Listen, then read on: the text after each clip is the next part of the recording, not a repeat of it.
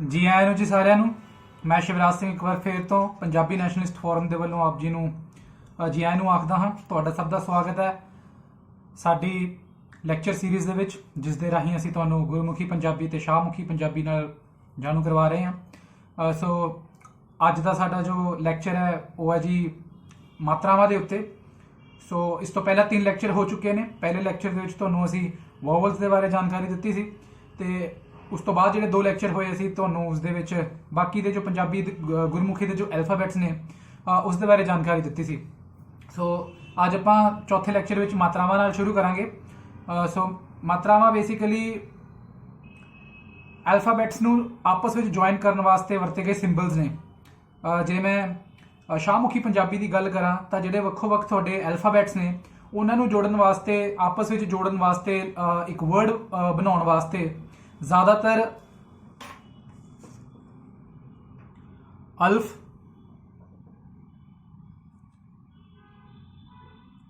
Wow ਤੇ ਛੋਟੀ ਇਹ ਤਿੰਨਾਂ ਦੀ ਵਰਤੋਂ ਕੀਤੀ ਜਾਂਦੀ ਹੈ। ਜਿਵੇਂ ਕਿ ਜੇ ਤੁਸੀਂ ਕਾਲਾ ਲਿਖਣਾ ਹੋਵੇ ਤਾਂ ਕਾਫ ਤੋਂ ਬਾਅਦ ਅਲਫ, ਉਸ ਤੋਂ ਬਾਅਦ ਲਾਮ ਤੇ ਉਸ ਤੋਂ ਬਾਅਦ ਫਿਰ ਦੁਬਾਰਾ ਅਲਫ ਆਉਂਦੀ ਹੈ ਤਾਂ ਇਸ ਦੇ ਨਾਲ ਇੱਕ ਲਫ਼ਜ਼ ਬਣ ਜਾਂਦਾ ਕਾਲਾ। ਸੋ ਬੇਸਿਕਲੀ ਆਪਾਂ ਇਸ ਦੇ ਵਿੱਚ ਅਲਫ ਨੂੰ ਮਾਤਰਾ ਦੀ ਤਰ੍ਹਾਂ ਯੂਜ਼ ਕੀਤਾ ਹੈ। ਸੋ ਇਹ ਹੁੰਦੀ ਹੈ ਮਾਤਰਾ। ਐਲਫਾਬੈਟਸ ਨੂੰ ਆਪਸ ਵਿੱਚ ਜੋੜਨ ਵਾਸਤੇ ਜਿਨ੍ਹਾਂ ਸਿੰਬਲਸ ਦਾ ਯੂਜ਼ ਕੀਤਾ ਜਾਂਦਾ ਹੈ ਇੱਕ ਵਰਡ ਬਣਾਉਣ ਵਾਸਤੇ, ਉਸ ਨੂੰ ਮਾਤਰਾ ਕਹਿੰਦੇ ਨੇ। ਜਿਵੇਂ ਕਿ ਕਾਲਾ ਵਿੱਚ ਆਪਾਂ ਵੇਖਿਆ ਕਿ ਜੋ ਅਲਫ ਹੈ ਉਸ ਨੂੰ ਆਪਾਂ 2 ਵਾਰੀ ਵਰਤਿਆ, ਇੱਕ ਵਾਰ ਕਾਫ ਤੋਂ ਬਾਅਦ ਤੇ ਇੱਕ ਵਾਰ ਲਾਮ ਤੋਂ ਬਾਅਦ, ਤਾਂ ਜੋ ਕਾਲਾ ਸ਼ਬਦ ਬਣ ਸਕੇ। ਉਸੇ ਤਰ੍ਹਾਂ ਵਾਓ ਨੂੰ ਵੱਖੋ ਵੱਖ ਤਰੀਕੇ ਨਾਲ ਯੂਜ਼ ਕੀਤਾ ਜਾਂਦਾ ਹੈ। ਜਿਵੇਂ ਕਿ ਚੋਰ, ਸੋ ਚੋਰ ਦੇ ਵਿੱਚ ਚੇ ਤੋਂ ਬਾਅਦ ਵਾਓ, ਉਸ ਤੋਂ ਬਾਅਦ ਰੇ। ਸੋ ਚੇ ਤੇ ਰੇ ਨੂੰ ਜਦੋਂ ਆਪਾਂ ਵਾਓ ਨਾਲ ਜੋੜਿਆ ਤਾਂ ਚੋਰ ਬਣ ਗਿਆ। ਸੋ ਇਸ ਦੇ ਵਿੱਚ ਜੋ ਆਪਾਂ ਵਾਓ ਦੀ ਆਪਾਂ ਜੋ ਯੂਜ਼ ਕੀਤੀ ਉਹ ਮਾਤਰਾ ਦੇ ਤੌਰ ਤੇ ਕੀਤੀ। ਤੇ ਇਸੇ ਤਰ੍ਹਾਂ ਆਪਾਂ ਛੋਟੀ ਇਹ ਨੂੰ ਵੀ ਮਾਤਰਾ ਦੀ ਤਰ੍ਹਾਂ ਵਰਤਦੇ ਹਾਂ। ਜਿਵੇਂ ਕਿ ਮੇਰਾ, ਤੇਰਾ, ਇਹਦੇ ਵਿੱਚ ਆਪਾਂ ਛੋਟੀ ਏ ਦੀ ਵਰਤੋਂ ਕਰਦੇ ਹਾਂ ਤੇ ਛੋਟੀ ਏ ਦੇ ਨਾਲ ਨਾਲ ਆਪਾਂ ਅਲਫ ਦੀ ਵਰਤੋਂ ਵੀ ਕਰਦੇ ਹਾਂ। ਉਸ ਦੇ ਵਿੱਚ ਮੇਰਾ ਦੇ ਵਿੱਚ ਰੇ ਤੋਂ ਬਾਅਦ ਅਲਫ ਆਉਂਦੀ ਹੈ ਤੇ ਮੀਮ ਤੋਂ ਬਾਅਦ ਛੋਟੀ ਏ ਆਉਂਦੀ ਹੈ। ਸੋ ਇਹ ਜ਼ਿਆਦਾਤਰ ਸ਼ਾਹਮੁਖੀ ਦੇ ਵਿੱਚ ਤਿੰਨੋਂ ਜਿਹੜੇ ਇਹ ਐਲਫਾਬੈਟਸ ਨੇ, ਵਾਓ, ਛੋਟੀ ਏ ਤੇ ਅਲਫ, ਇਹਨਾਂ ਨੂੰ ਯੂਜ਼ ਕਰਕੇ ਹੀ ਵਰਡਸ ਬਣ ਜਾਂਦੇ ਨੇ। ਪਰ ਪੰਜਾਬੀ ਗੁਰਮੁਖੀ ਦੇ ਵਿੱਚ ਜੋ ਹੈ ਅਲੱਗ-ਅਲੱਗ ਸਿੰਬਲਸ ਦੀ ਯੂਜ਼ ਕੀਤੀ ਜਾਂਦੀ ਹੈ ਵੱਖੋ ਵੱਖ ਵਰਡਸ ਨੂੰ ਲਿਖਣ ਵਾਸਤੇ। ਸੋ ਜੇ ਮੈਂ ਤੁਹਾਨੂੰ ਇੱਕ ਸਾਰ ਦੇ ਤਰੀਕੇ ਨਾਲ ਦੱਸਾਂ ਤਾਂ 13 ਦੇ ਕਰੀਬ ਮਾਤਰਾਵਾਂ ਨੇ। ਸੋ ਅੱਜ ਅਸੀਂ 3 ਮਾਤਰਾਵਾਂ ਇਸ ਲੈਕਚਰ ਦੇ ਵਿੱਚ ਕਵਰ ਕਰਾਂਗੇ। ਸੋ ਸਭ ਤੋਂ ਪਹਿਲੀ ਜੋ ਮਾਤਰਾ ਹੈ ਜੀ ਉਹ ਹੈ ਜੀ ਕੰਨਾ। ਸੋ ਸਭ ਤੋਂ ਪਹਿਲੀ ਮਾਤਰਾ ਹੈ ਜੀ ਕੰਨਾ।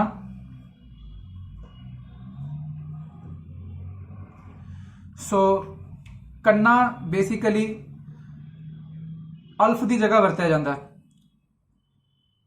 ਸੋ ਅਲਫ ਦੀ ਜਗ੍ਹਾ ਜੋ ਹੈ ਕੰਨਾ ਵਰਤਿਆ ਜਾਏਗਾ।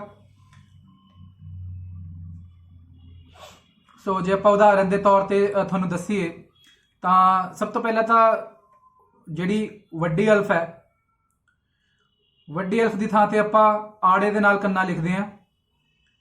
ਸੋ ਇਹ ਆੜਾ ਪੈ ਗਿਆ ਜੀ, ਆੜੇ ਦੇ ਨਾਲ ਕੰਨਾ। ਸੋ ਇਹ ਜੋ ਮੈਂ ਛੋਟੀ ਇੱਕ ਆੜੇ ਦੇ ਨਾਲ ਇੱਕ ਛੋਟੀ ਜਿਹੀ ਲਾਈਨ ਖਿੱਚੀ ਹੈ, ਇਸ ਨੂੰ ਆਪਾਂ ਕੰਨਾ ਆਖਦੇ ਹਾਂ। ਇਹ ਹੈ ਜੀ ਪਹਿਲੀ ਮਾਤਰਾ। ਸੋ ਇਹ ਸਾਡੀ ਪਹਿਲੀ ਮਾਤਰਾ ਹੈ, ਇਸੇ ਨੂੰ ਕੰਨਾ ਆਖਿਆ ਜਾਂਦਾ ਹੈ। And this is for the sound of ਆ। ਸੋ ਜਿੱਥੇ ਵੀ ਆ ਦੀ ਆਵਾਜ਼ ਆਉਂਦੀ ਹੈ ਉੱਥੇ ਆਪਾਂ ਇਸ ਨੂੰ ਵਰਤਣਾ ਹੈ। ਸੋ ਜੇ ਹੁਣ ਤੁਹਾਨੂੰ ਅਸੀਂ ਉਦਾਹਰਨਾਂ ਦਈਏ ਕਿ ਕਿਹੜੇ ਲਫ਼ਜ਼ਾਂ ਦੇ ਵਿੱਚ ਇਸ ਨੂੰ ਵਰਤਿਆ ਜਾ ਸਕਦਾ ਤਾਂ ਸਭ ਤੋਂ ਪਹਿਲਾਂ ਤਾਂ ਜੀ ਜਿਵੇਂ ਕਿ ਕਾਲਾ। ਸੋ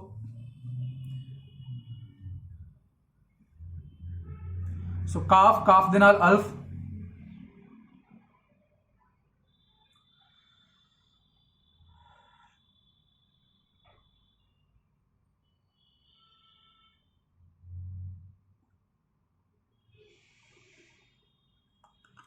ਸੋ ਇਦਾਂ ਕਾਲਾ ਪੈਂਦਾ ਜੀ ਸ਼ਾਹਮੁਖੀ ਪੰਜਾਬੀ ਦੇ ਵਿੱਚ।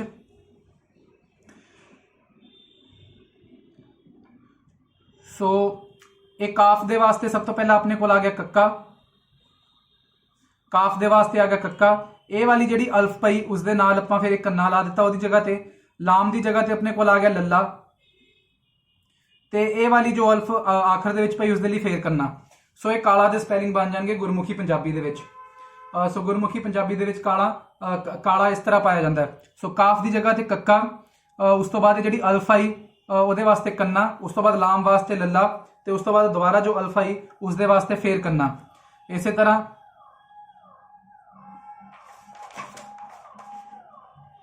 ਜੇ ਆਪਾਂ ਹੋਰ ਸ਼ਬਦ ਲਿਖਨੇ ਹੋਣ ਜਿੱਦਾਂ ਕਿ ਬਾਪ,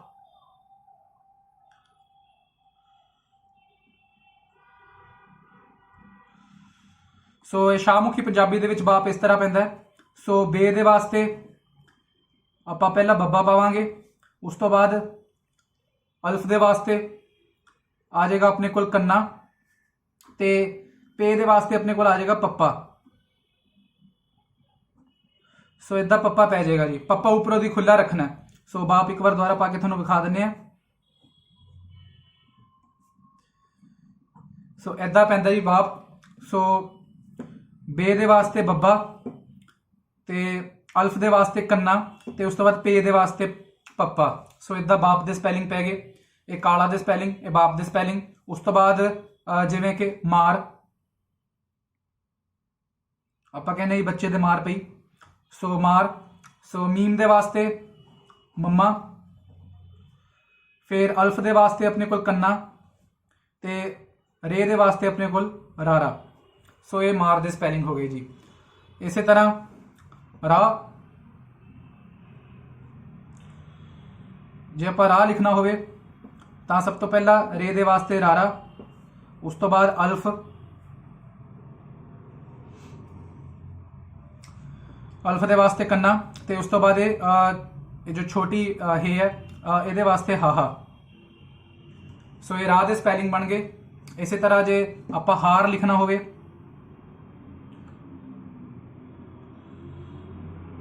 ਸੋ ਹਾਰ ਦੇ ਕੇਸ ਵਿੱਚ ਛੋਟੀ ਹੇ ਵਾਸਤੇ ਹਾਹਾ, ਫਿਰ ਅਲਫ ਦੇ ਵਾਸਤੇ ਕੰਨਾ ਆ ਜਾਏਗਾ, ਤੇ ਉਸ ਤੋਂ ਬਾਅਦ ਰੇ ਦੇ ਵਾਸਤੇ ਆ ਜਾਏਗਾ ਰਾਰਾ। ਇਹ ਹਾਰ ਦੇ ਸਪੈਲਿੰਗ ਹੋ ਗਏ।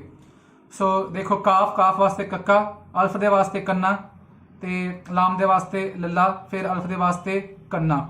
ਸੋ ਇਹ ਕਾਲਾ ਦੇ ਸਪੈਲਿੰਗ ਬਣ ਗਏ। ਸੋ ਇਹ ਕੰਨਾ ਉਸ ਜਗ੍ਹਾ ਤੇ ਵਰਤਣਾ ਜਿੱਥੇ ਅਲਫ ਦੀ ਜੋ ਹੈ ਆ ਦੀ ਆਵਾਜ਼ ਆ ਰਹੀ ਹੈ, ਖਿੱਚਣੀ ਆ ਦੀ ਆਵਾਜ਼ ਆ ਰਹੀ ਹੈ। ਸੋ ਤੇ ਜੇ ਜੋ ਵੱਡੀ ਅਲਫ ਹੈ ਇਹ ਆਉਂਦੀ ਹੋਵੇ ਕਿਸੇ ਸ਼ਬਦ ਦੇ ਵਿੱਚ, ਜਿੱਦਾਂ ਕਿ ਆਸਮਾਨ, ਸੋ ਆਸਮਾਨ ਦੇ ਸਟਾਰਟ ਵਿੱਚ ਵੱਡੀ ਆਪਣੇ ਕੋਲ ਅਲਫ ਆ ਰਹੀ ਹੈ।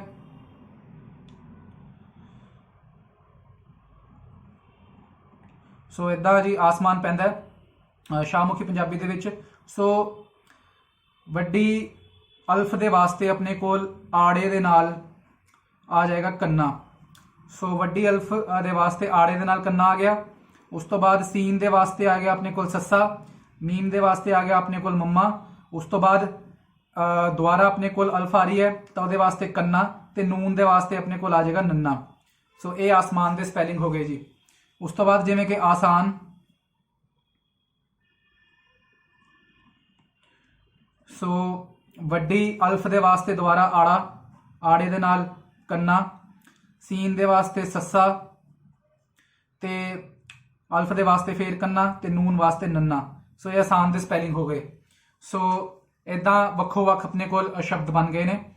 ਸੋ ਕਾਲਾ, ਬਾਪ, ਮਾਰ, ਰਾ, ਹਾਰ, ਆਸਮਾਨ, ਆਸਾਨ। ਇਦਾਂ ਹੀ ਹੁਣ ਜੇ ਆਪਾਂ ਪਾਕ ਲਿਖਣਾ ਹੋਵੇ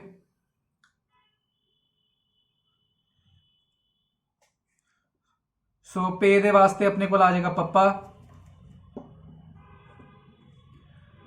ਅਲਫ ਦੀ ਥਾਂ ਤੇ ਕੰਨਾ, ਤੇ ਕਾਫ ਦੀ ਜਗ੍ਹਾ ਤੇ ਕੱਕਾ। ਸੋ ਇਹ ਪਾਕ ਦੇ ਸਪੈਲਿੰਗ ਹੋ ਗਏ ਜੀ।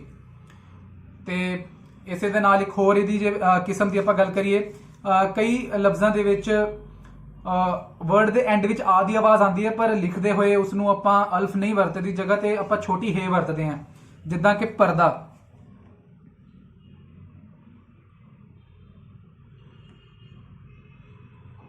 ਸੋ ਇਹ ਪਰਦਾ ਦੇ ਸਪੈਲਿੰਗ ਹੋ ਗਏ ਪੇ, ਰੇ, ਦਾਲ, ਤੇ ਨਾਲ ਉਸਦੇ ਆਪਣਾ ਛੋਟੀ ਹੇ। ਤਾਂ ਹੁਣ ਜਦ ਆਪਾਂ ਪਰਦਾ ਨੂੰ ਆਪਾਂ ਗੁਰਮੁਖੀ ਪੰਜਾਬੀ ਦੇ ਵਿੱਚ ਲਿਖਾਂਗੇ ਤਾਂ ਪੇ ਦੀ ਜਗ੍ਹਾ ਤੇ ਆ ਜਾਏਗਾ ਜੀ ਪੱਪਾ, ਰੇ ਦੀ ਜਗ੍ਹਾ ਤੇ ਆ ਜਾਏਗਾ ਆਪਣੇ ਕੋਲ ਰਾਰਾ, ਦਾਲ ਦੀ ਥਾਂ ਤੇ ਆ ਜਾਏਗਾ ਦੱਦਾ, ਤੇ ਇਹ ਜੋ ਛੋਟੀ ਹੈ ਇਹਦੀ ਥਾਂ ਤੇ ਹੁਣ ਆਪਣੇ ਕੋਲ ਹਾਹਾ ਨਹੀਂ ਆਏਗਾ, ਕਿਉਂਕਿ ਇਹ ਆ ਦੀ ਆਵਾਜ਼ ਪ੍ਰੋਡਿਊਸ ਕਰ ਰਿਹਾ ਇਸ ਕੇਸ ਦੇ ਵਿੱਚ। ਸੋ ਇਸ ਕੇਸ ਦੇ ਵਿੱਚ ਆਪਣੇ ਕੋਲ ਕੰਨਾ ਹੀ ਆਏਗਾ। ਸੋ ਇਹ ਧਿਆਨ ਦੇ ਵਿੱਚ ਰੱਖਣਾ ਆਪਾਂ। ਇਹਨਾਂ ਲਫ਼ਜ਼ਾਂ ਦੇ ਵਿੱਚ ਤਾਂ ਜਿੱਦਾਂ ਕਿ ਕਾਲਾ, ਸੋ ਕਾਲਾ ਦੇ ਵਿੱਚ ਤਾਂ ਜੋ ਐਂਡਿੰਗ ਹੈ ਆਪਣੀ ਅਲਫ ਦੇ ਨਾਲ ਹੋ ਰਹੀ ਸੀ, ਤਾਂ ਆਪਾਂ ਨੂੰ ਪਤਾ ਚੱਲ ਗਿਆ ਸੀ ਕਿ ਅਲਫ ਇੱਥੇ ਆ ਦੀ ਆਵਾਜ਼ ਪ੍ਰੋਡਿਊਸ ਕਰ ਰਹੀ ਹੈ ਤਾਂ ਆਪਾਂ ਕੰਨਾ ਵਰਤਣਾ ਹੈ। ਪਰ ਕੁਝ ਸ਼ਬਦ ਇਦਾਂ ਦੇ ਨੇ ਕਿ ਜਿਨ੍ਹਾਂ ਦੀ ਜੋ ਐਂਡਿੰਗ ਹੈ ਉਹ ਛੋਟੀ ਹੇ ਦੇ ਨਾਲ ਹੋ ਰਹੀ ਹੈ, ਪਰ ਉਹ ਛੋਟੀ ਹੇ ਉਸ ਦੇ ਵਿੱਚ ਆ ਦੀ ਆਵਾਜ਼ ਪ੍ਰੋਡਿਊਸ ਕਰਦੀ ਹੈ, ਤਾਂ ਉਸ ਕੇਸ ਵਿੱਚ ਵੀ ਆਪਾਂ ਉੱਥੇ ਕੰਨਾ ਹੀ ਵਰਤਾਂਗੇ। ਸੋ ਇਹ ਹੋ ਗਿਆ ਜੀ ਪਰਦਾ। ਜਿਵੇਂ ਕਿ ਇੱਕ ਹੋਰ ਆਪਾਂ ਜੇ ਲਫ਼ਜ਼ ਦੀ ਗੱਲ ਕਰੀਏ ਤਾਂ ਹੋ ਗਿਆ ਚਾਰਾ, ਕਿ ਮੇਰੇ ਕੋਲ ਕੋਈ ਹੋਰ ਚਾਰਾ ਨਹੀਂ ਬਚਿਆ, ਸੋ ਇਹ ਚਾਰਾ। ਸੋ ਚੇ ਦੀ ਥਾਂ ਤੇ ਆਪਣੇ ਕੋਲ ਚੱਚਾ, ਅਲਫ ਦੀ ਥਾਂ ਤੇ ਆਪਣੇ ਕੋਲ ਕੰਨਾ, ਰੇ ਦੀ ਥਾਂ ਤੇ ਰਾਰਾ, ਤੇ ਇਹ ਜੋ ਛੋਟੀ ਹੈ ਫੇਰ ਤੋਂ ਚਾਰਾ ਦੇ ਵਿੱਚ ਜੋ ਹੈ ਆ ਦੀ ਆਵਾਜ਼ ਪ੍ਰੋਡਿਊਸ ਕਰ ਰਹੀ ਹੈ, ਤਾਂ ਇਸ ਕਰਕੇ ਇੱਥੇ ਆਪਣੇ ਕੋਲ ਕੰਨਾ ਆ ਜਾਏਗਾ। ਤੇ ਇਦਾਂ ਹੀ ਜੇ ਆਪਾਂ ਗੱਲ ਕਰੀਏ ਕਿ ਪਤਾ,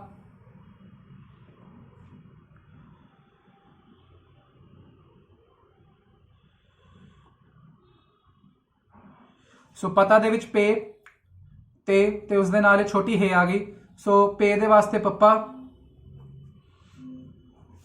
ਤੇ ਦੇ ਵਾਸਤੇ ਤੱਤਾ, ਤੇ ਇਹ ਛੋਟੀ ਹੇ ਜੋ ਕਿ ਆ ਦੀ ਸਾਊਂਡ ਪ੍ਰੋਡਿਊਸ ਕਰ ਰਹੀ ਹੈ ਉਹਦੇ ਵਾਸਤੇ ਆਪਣੇ ਕੋਲ ਆ ਜਾਏਗਾ ਕੰਨਾ। ਸੋ ਇਹ ਪਤਾ ਦੇ ਸਪੈਲਿੰਗ ਹੋ ਗਏ। ਸੋ ਇਦਾਂ ਹੀ ਜੇ ਹੋਰ ਲਫ਼ਜ਼ਾਂ ਦੀ ਆਪਾਂ ਗੱਲ ਕਰੀਏ ਕਿ ਜਿੱਦਾਂ ਕਿ ਲਾਸ਼,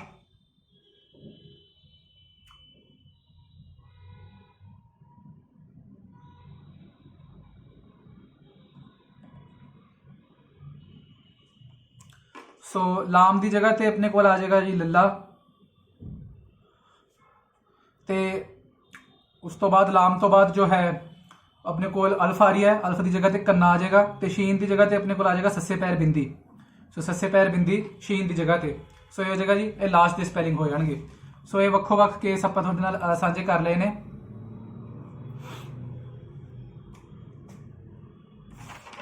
ਸੋ ਕਾਲਾ, बाप, मार, रा, हार, आसमान, आसान, पाक, पर्दा, चारा, पता, लाश। सो ये ਵੱਖੋ ਵੱਖ अपना केसेस ਅਸੀਂ ਤੁਹਾਡੇ ਨਾਲ ਡਿਸਕਸ ਕਰ ਲਏ ਨੇ। ਸੋ ਜਿੱਥੇ ਅਲਫ ਆ ਦੀ ਆਵਾਜ਼ ਕੱਢਦਾ ਉੱਥੇ ਕੰਨਾ ਆਏਗਾ, ਤੇ ਜਿੱਥੇ ਛੋਟੀ ਹੇ ਦੀ ਵਰਤੋਂ ਆ ਦੀ ਆਵਾਜ਼ ਕੱਢਣ ਵਾਸਤੇ ਹੁੰਦੀ ਜੋ ਕਿ ਲਫ਼ਜ਼ ਦੇ ਐਂਡ ਤੇ ਹੀ ਮਿਲੇਗਾ ਤੁਹਾਨੂੰ ਜ਼ਿਆਦਾਤਰ, ਸੋ ਉੱਥੇ ਵੀ ਆਪਾਂ ਕੰਨਾ ਹੀ ਵਰਤਾਂਗੇ। ਸੋ ਇਹ ਕੰਨਾ ਦੀ ਯੂਜ਼ ਹੈ ਜੋ ਕਿ ਆ ਦੀ ਆਵਾਜ਼ ਵਾਸਤੇ ਯੂਜ਼ ਕੀਤੀ ਜਾਂਦੀ ਹੈ। ਇਸ ਤੋਂ ਇਲਾਵਾ ਜੇ ਅਲਫ ਹੋਰ ਕਿਤੇ ਆਉਂਦੀ ਹੈ, ਜਿਵੇਂ ਕਿ ਜੇ ਆਪਾਂ ਅਲਫ ਜਿੱਥੇ ਅ ਦੀ ਆਵਾਜ਼ ਵਾਸਤੇ ਆਪਾਂ ਜੇ ਅਲਫ ਨੂੰ ਵਰਤੀਏ, ਜਿਵੇਂ ਕਿ ਆਪਾਂ ਕਹਿ ਲਓ ਅਮੀਰ। ਸੋ ਅਮੀਰ ਦੇ ਵਿੱਚ ਜੋ ਅਲਫ ਆ ਰਹੀ ਹੈ ਸ਼ੁਰੂ ਦੇ ਵਿੱਚ, ਸੋ ਇਹ ਜੋ ਅਲਫ ਅਮੀਰ ਦੇ ਵਿੱਚ ਆ ਰਹੀ ਹੈ ਜੀ, ਇਹ ਆ ਦੀ ਆਵਾਜ਼ ਪ੍ਰੋਡਿਊਸ ਨਹੀਂ ਕਰ ਰਹੀ, ਇਹ ਸਿਰਫ ਔਰ ਸਿਰਫ ਏ ਦੀ ਆਵਾਜ਼ ਪ੍ਰੋਡਿਊਸ ਕਰ ਰਹੀ ਹੈ। ਸੋ ਇਸ ਕੇਸ ਵਿੱਚ ਅਲਫ ਦੀ ਜਗ੍ਹਾ ਤੇ ਸਿਰਫ ਔਰ ਸਿਰਫ ਆੜਾ ਆਏਗਾ, ਇੱਥੇ ਕੰਨਾ ਨਹੀਂ ਵਰਤਿਆ ਜਾਏਗਾ। ਸੋ ਇਹ ਜਿੱਦਾਂ ਜਿੱਦਾਂ ਆਪਾਂ ਅੱਗੇ ਵਧਾਂਗੇ ਉਵੇਂ ਹੋਰ ਤੁਸੀਂ ਸਿੱਖਦੇ ਜਾਓਗੇ ਕਿ ਕਦੋਂ ਕਿੱਥੇ ਕੀ ਵਰਤਣਾ ਹੈ। ਪਰ ਬੇਸਿਕਲੀ ਜਿੱਥੇ ਅਲਫ ਆ ਦੀ ਆਵਾਜ਼ ਪ੍ਰੋਡਿਊਸ ਕਰੇ, ਜਿੱਥੇ ਦੋ ਐਲਫਾਬੈਟਸ ਨੂੰ ਜੋੜ ਕੇ ਆ ਦੀ ਆਵਾਜ਼ ਬਣਾਏ, ਉੱਥੇ ਆਪਾਂ ਕੰਨਾ ਵਰਤਾਂਗੇ, ਨਹੀਂ ਤਾਂ ਨਹੀਂ ਵਰਤਾਂਗੇ। ਜਿੱਦਾਂ ਕਿ ਕਾਲਾ, ਬਾਪ, ਮਾਰ, ਰਾ, ਹਾਰ, ਇਹਨਾਂ ਦੇ ਵਿੱਚ ਇਹ ਦੋ ਐਲਫਾਬੈਟਸ ਨੂੰ ਜੋੜ ਰਹੀ ਹੈ ਅਲਫ, ਤੇ ਆ ਦੀ ਆਵਾਜ਼ ਪ੍ਰੋਡਿਊਸ ਕਰ ਰਹੀ ਹੈ, ਸੋ ਉੱਥੇ ਆਪਾਂ ਕੰਨਾ ਵਰਤਿਆ।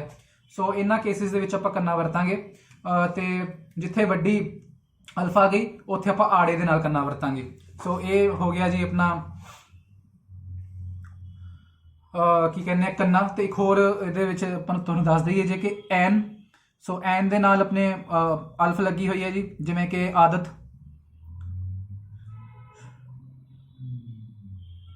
ਸੋ ਇਹ ਆਦਤ ਦੇ ਸਪੈਲਿੰਗ ਹੋ ਗਏ ਸ਼ਾਹਮੁਖੀ ਪੰਜਾਬੀ ਦੇ ਵਿੱਚ। ਸੋ ਇੱਥੇ ਵੀ ਇਹ ਜਿਹੜਾ ਐਨ ਹੈ ਇਹਦੇ ਵਾਸਤੇ ਆੜਾ ਵਰਤਿਆ ਜਾਏਗਾ। ਸੋ ਆੜੇ ਦੇ ਨਾਲ ਫਿਰ ਐਨ ਦੀ ਥਾਂ ਤੇ ਆੜਾ, ਤੇ ਉਸ ਤੋਂ ਬਾਅਦ ਅਲਫ ਦੇ ਵਾਸਤੇ ਕੰਨਾ, ਤੇ ਦਾਲ ਦੇ ਵਾਸਤੇ ਦੱਦਾ, ਤੇ ਦੇ ਵਾਸਤੇ ਤੱਤਾ। ਸੋ ਇਹ ਆਦਤ ਦੇ ਸਪੈਲਿੰਗ ਹੋ ਗਏ। ਸੋ ਜੇ ਐਨ ਤੋਂ ਬਾਅਦ ਅਲਫ ਲੱਗੀ ਹੋਵੇ ਜਾਂ ਵੱਡੀ ਅਲਫ ਲੱਗੀ ਹੋਵੇ ਤਾਂ ਉਸ ਦੀ ਥਾਂ ਤੇ ਆੜੇ ਦੇ ਨਾਲ ਕੰਨਾ ਆਏਗਾ ਜੀ। ਸੋ ਵੱਡੀ ਅਲਫ ਦੇ ਕੇਸ ਵਿੱਚ ਤੇ ਐਨ ਦੇ ਨਾਲ ਜੇ ਅਲਫ ਲੱਗੀ ਹੋਵੇ ਤਾਂ ਆੜੇ ਦੇ ਨਾਲ ਕੰਨਾ ਆਏਗਾ। ਸੋ ਇਹ ਹੋ ਗਿਆ ਜੀ ਆਪਣਾ ਕੰਨਾ। ਸੋ ਇਹ ਕੰਨੇ ਵਾਲਾ ਕੇਸ ਹੋ ਗਿਆ। ਤੇ ਇਸ ਤੋਂ ਬਾਅਦ ਹੁਣ ਆਪਾਂ ਅੱਗੇ ਵਧਦੇ ਹਾਂ ਜੀ ਦੂਸਰੀ ਮਾਤਰਾ ਵੱਲ। ਇੱਕ ਮਾਤਰਾ ਆਪਣੀ ਕੰਪਲੀਟ ਹੋ ਗਈ ਹੈ। सो दूसरी मात्रा है जी सिहारी। सो दूसरी मात्रा है सिहारी।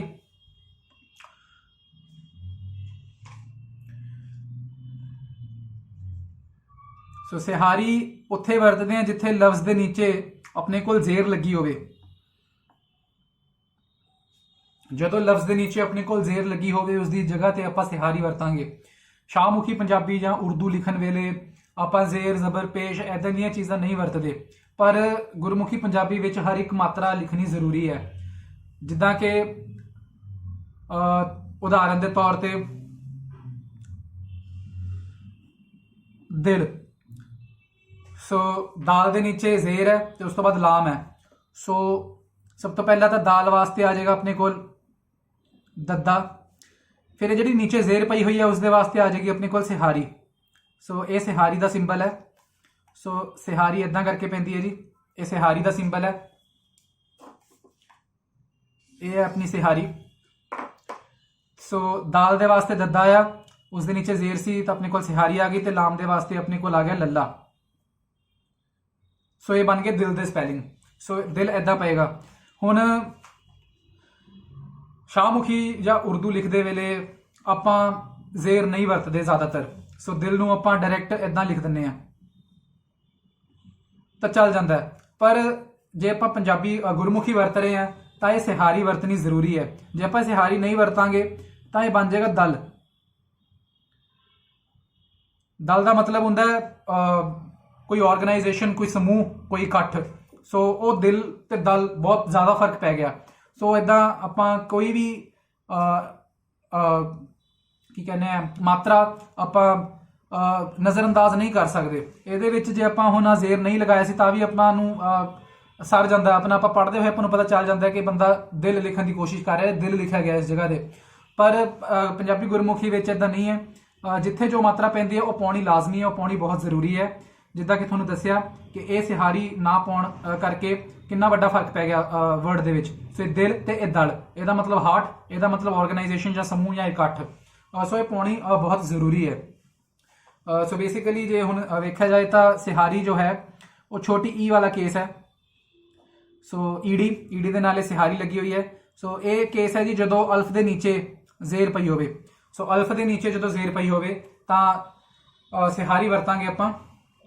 ਜਿੱਦਾਂ ਕਿ ਕੋਈ ਐਗਜ਼ਾਮਪਲ ਹੁਣ ਤੁਹਾਨੂੰ ਦਿੰਦੇ ਆ, ਜਿੱਦਾਂ ਕਿ ਇਸ ਨੂੰ ਕੁਝ ਨਹੀਂ ਪਤਾ। ਸੋ ਆਪਾਂ ਕਹਿੰਦੇ ਜੀ ਇਸ। ਸੋ ਇਹ ਕੇਸ ਦੇ ਵਿੱਚ ਤਾਂ ਹੁਣ ਇਹ ਜੋ ਅਲਫ ਦੇ ਨੀਚੇ ਆਪਣੇ ਕੋਲ ਜ਼ੇਰ ਪਈ ਹੈ ਉਸ ਦੀ ਜਗ੍ਹਾ ਤੇ ਆਪਣੇ ਕੋਲ ਇਹ ਛੋਟੀ ਈੜੀ ਆ ਜਾਏਗੀ। ਈੜੀ ਦੇ ਨਾਲ ਆਪਣਾ ਸਿਹਾਰੀ, ਤੇ ਸੀਨ ਦੀ ਥਾਂ ਤੇ ਆਪਣੇ ਕੋਲ ਆ ਜਾਏਗਾ ਸੱਸਾ। ਸੋ ਇਹ ਇਸ ਦੇ ਸਪੈਲਿੰਗ ਬਣ ਗਏ। ਉਸੇ ਤਰ੍ਹਾਂ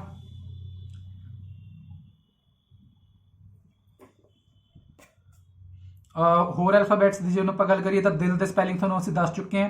ਇੱਦਾਂ ਹੀ ਕਿ ਕਿਸ ਦੇ ਘਰ ਗਿਆ।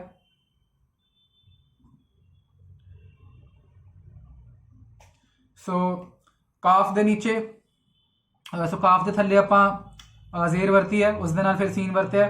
ਸੋ ਕਾਫ ਦੇ ਵਾਸਤੇ ਆ ਜਾਏਗਾ ਜੀ ਆਪਣੇ ਕੋਲ ਕੱਕਾ। ਕਾਫ ਦੇ ਵਾਸਤੇ ਆਪਣੇ ਕੋਲ ਕੱਕਾ ਆ ਗਿਆ, ਤੇ ਕਾਫ ਦੇ ਨੀਚੇ ਜੋ ਜ਼ੇਰ ਹੈ ਉਸ ਦੇ ਲਈ ਫਿਰ ਇਹ ਸਿਹਾਰੀ ਆ ਜਾਏਗੀ। ਸੋ ਇਹ ਕੱਕੇ ਤੋਂ ਪਹਿਲਾਂ ਸਿਹਾਰੀ ਆ ਗਈ। ਕੱਕੇ ਤੋਂ ਪਹਿਲਾਂ ਸਿਹਾਰੀ ਆ ਗਈ ਜ਼ੇਰ ਨੂੰ ਦਰਸਾਉਣ ਵਾਸਤੇ, ਤੇ ਸੀਨ ਦੇ ਵਾਸਤੇ ਫਿਰ ਸੱਸਾ। ਸੋ ਕਾਫ ਦੇ ਵਾਸਤੇ ਕੱਕਾ, ਤੇ ਉਸ ਤੋਂ ਬਾਅਦ ਜਿਹੜੀ ਜ਼ੇਰ ਹੈ ਉਸ ਦੇ ਵਾਸਤੇ ਸਿਹਾਰੀ, ਤੇ ਫਿਰ ਸੀਨ ਦੇ ਵਾਸਤੇ ਸੱਸਾ। ਇਹ ਬਣ ਜਾਏਗਾ ਕਿਸ। ਉੱਦਾਂ ਹੀ ਦਿਨ। ਸੋ ਦਾਲ ਦੇ ਵਾਸਤੇ ਆ ਜਾਏਗਾ ਆਪਣੇ ਕੋਲ ਦੱਦਾ, ਫਿਰ ਇਹ ਜ਼ੇਰ ਦੇ ਵਾਸਤੇ ਆਪਣੇ ਕੋਲ ਸਿਹਾਰੀ ਆ ਜਾਏਗੀ, ਤੇ ਨੂਨ ਦੇ ਵਾਸਤੇ ਆਪਣੇ ਕੋਲ ਨੰਨਾ ਆ ਜਾਏਗਾ। ਸੋ ਇਹ ਬਣ ਗਿਆ ਜੀ ਦਿਨ। ਉਸੇ ਤਰ੍ਹਾਂ ਹੁਣ ਜੇ ਆਪਾਂ ਕੰਨਾ ਵੀ ਹੁਣ ਤੁਹਾਨੂੰ ਦੱਸਿਆ ਤੇ ਹੁਣ ਸਿਹਾਰੀ ਵੀ ਮੈਂ ਦੱਸ ਚੁੱਕਿਆ, ਤਾਂ ਇਹ ਇਹਨਾਂ ਦੇ ਮਿਕਸਚਰ ਨਾਲ ਜੇ ਕੁਝ ਆਪਾਂ ਵਰਡਸ ਬਣਾਉਣ ਦੀ ਕੋਸ਼ਿਸ਼ ਕਰੀਏ, ਜਿੱਦਾਂ ਕਿ ਬਿਨਾ।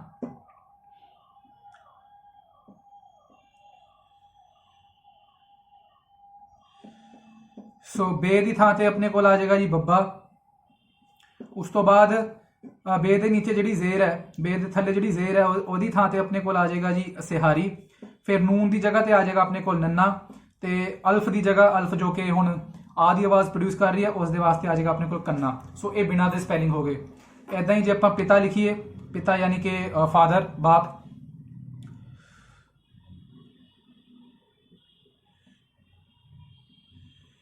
ਸੋ ਇਹ ਪਿਤਾ ਦੇ ਸਪੈਲਿੰਗ ਬਣ ਜਾਣਗੇ। ਸੋ ਪੇ ਵਾਸਤੇ ਆਪਣੇ ਕੋਲ ਆ ਜਾਏਗਾ ਪੱਪਾ। ਉਸ ਤੋਂ ਬਾਅਦ ਇਹ ਜਿਹੜੀ ਨੀਚੇ ਜ਼ੇਰ ਹੈ ਇਸ ਦੇ ਵਾਸਤੇ ਆਪਣੇ ਕੋਲ ਆ ਜਾਏਗਾ ਜੀ, ਸੌਰੀ ਗਲਤੀ ਹੋ ਗਈ, ਪੇ ਦੇ ਵਾਸਤੇ ਆਪਣੇ ਕੋਲ ਆ ਜਾਏਗਾ ਜੀ ਪੱਪਾ। ਤੇ ਇਸ ਤੋਂ ਬਾਅਦ ਜਿਹੜੀ ਨੀਚੇ ਥੱਲੇ ਜ਼ੇਰ ਲੱਗੀ ਹੋਈ ਹੈ ਇਸ ਦੇ ਵਾਸਤੇ ਆ ਜਾਏਗੀ ਜੀ ਸਿਹਾਰੀ। ਤੇ ਉਸ ਤੋਂ ਬਾਅਦ ਤੇ ਦੇ ਵਾਸਤੇ ਆ ਜਾਏਗਾ ਆਪਣੇ ਕੋਲ ਤੱਤਾ, ਤੇ ਉਸ ਤੋਂ ਬਾਅਦ ਅਲਫ ਦੀ ਜਗ੍ਹਾ ਤੇ ਆ ਜਾਏਗਾ ਕੰਨਾ। ਸੋ ਇਹ ਪਿਤਾ ਦੇ ਸਪੈਲਿੰਗ ਹੋ ਗਏ। ਇੱਕ ਵਾਰ ਹੋਰ ਲਿਖ ਕੇ ਦਿਖਾ ਦਈਏ। ਪੇ ਦੀ ਜਗ੍ਹਾ ਤੇ ਆ ਜਾਏਗਾ ਆਪਣੇ ਕੋਲ ਪੱਪਾ, ਉਸ ਤੋਂ ਬਾਅਦ ਜ਼ੇਰ ਦੀ ਜਗ੍ਹਾ ਤੇ ਆਪਣੇ ਕੋਲ ਆ ਜਾਏਗੀ ਸਿਹਾਰੀ, ਉਸ ਤੋਂ ਬਾਅਦ ਤੇ ਦੀ ਥਾਂ ਤੇ ਆਪਣੇ ਕੋਲ ਆ ਜਾਏਗਾ ਤੱਤਾ, ਤੇ ਅਲਫ ਦੀ ਜਗ੍ਹਾ ਤੇ ਆਪਣੇ ਕੋਲ ਆ ਜਾਏਗਾ ਜੀ ਕੰਨਾ। ਸੋ ਇਹ ਪਿਤਾ ਦੇ ਸਪੈਲਿੰਗ ਹੋ ਗਏ। ਸੋ ਇਦਾਂ ਪਿਤਾ ਦੇ ਸਪੈਲਿੰਗ। ਸੋ ਇਦਾਂ ਹੀ ਜੇ ਆਪਾਂ ਹੋਰ ਕੁਝ ਵਰਡਸ ਦੇਖੀਏ ਤਾਂ ਇਸ਼ਾਰਾ। ਸੋ ਅਲਫ, ਅਲਫ ਦੇ ਥੱਲੇ ਆਪਣੇ ਕੋਲ ਜ਼ੇਰ, ਉਸ ਤੋਂ ਬਾਅਦ ਸ਼ੀਨ, ਸ਼ੀਨ ਦੇ ਨਾਲ ਅਲਫ, ਉਸ ਤੋਂ ਬਾਅਦ ਰੇ, ਤੇ ਉਸ ਤੋਂ ਬਾਅਦ ਛੋਟੀ ਹੈ। ਸੋ ਇਹ ਇਸ਼ਾਰਾ ਦੇ ਸਪੈਲਿੰਗ ਹੋ ਗਏ। ਸੋ ਇਹ ਜਿਹੜੀ ਅਲਫ ਦੇ ਹੇਠਾਂ ਆਪਣੇ ਕੋਲ ਜ਼ੇਰ ਲੱਗੀ ਹੈ ਇਸ ਦੇ ਵਾਸਤੇ ਆਪਣੇ ਕੋਲ ਸਿੱਧਾ ਛੋਟੀ ਈ ਆ ਜਾਏਗੀ। ਇਹ ਸਿੰਬਲ ਆ ਜਾਏਗਾ ਆਪਣੇ ਕੋਲ ਛੋਟੀ ਈ ਦਾ। ਉਸ ਤੋਂ ਬਾਅਦ ਸ਼ੀਨ ਵਾਸਤੇ ਸੱਸੇ ਪੈਰ ਬਿੰਦੀ, ਸੱਸੇ ਪੈਰ ਬਿੰਦੀ ਸ਼ੀਨ ਵਾਸਤੇ। ਉਸ ਤੋਂ ਬਾਅਦ ਆਪਣੇ ਕੋਲ ਦੁਬਾਰਾ ਅਲਫ ਲੱਗਿਆ ਤਾਂ ਕੰਨਾ, ਤੇ ਉਸ ਤੋਂ ਬਾਅਦ ਰੇ ਲੱਗਿਆ ਤਾਂ ਰਾਰਾ। ਉਸ ਤੋਂ ਬਾਅਦ ਇਹ ਜਿਹੜੀ ਛੋਟੀ ਹੈ ਇਸ ਕੇਸ ਦੇ ਵਿੱਚ ਹੁਣ ਆ ਦੀ ਆਵਾਜ਼ ਪ੍ਰੋਡਿਊਸ ਕਰ ਰਹੀ ਹੈ। ਸੋ ਇਸ ਦੇ ਵਾਸਤੇ ਇੱਕ ਹੋਰ ਕੰਨਾ ਆ ਜਾਏਗਾ। ਸੋ ਇਹ ਇਸ਼ਾਰਾ ਦੇ ਸਪੈਲਿੰਗ ਹੋ ਗਏ। ਇਸੇ ਤਰ੍ਹਾਂ ਹੁਣ ਜੇ ਆਪਾਂ ਲਿਖੀਏ ਇਲਾਕਾ,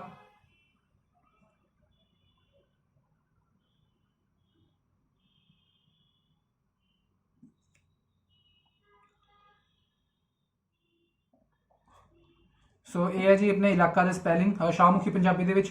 ਸੋ ਐਨ ਦੇ ਹੇਠਾਂ, ਐਨ ਦੇ ਹੇਠਾਂ ਆਪਣੇ ਕੋਲ ਹੁਣ ਕੀ ਕਹਿੰਦੇ ਆ ਜ਼ੇਰ ਲੱਗੀ ਹੋਈ ਹੈ। ਸੋ ਐਨ ਦੇ ਹੇਠਾਂ ਵੀ ਜੇ ਆਪਣੇ ਕੋਲ ਜ਼ੇਰ ਲੱਗੀ ਹੋਵੇ ਤਾਂ ਛੋਟੀ ਈ ਵਰਤੀ ਜਾਏਗੀ।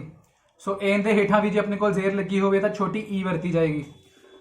ਸੋ ਐਨ ਦੇ ਹੇਠਾਂ ਆਪਣੇ ਕੋਲ ਹੁਣ ਛੋਟੀ ਈ ਹੈ, ਸੌਰੀ ਐਨ ਦੇ ਹੇਠਾਂ ਆਪਣੇ ਕੋਲ ਜ਼ੇਰ ਹੈ। ਸੋ ਉਸ ਦੇ ਵਾਸਤੇ ਵੀ ਆਪਣੇ ਕੋਲ ਛੋਟੀ ਈ ਆ ਗਿਆ।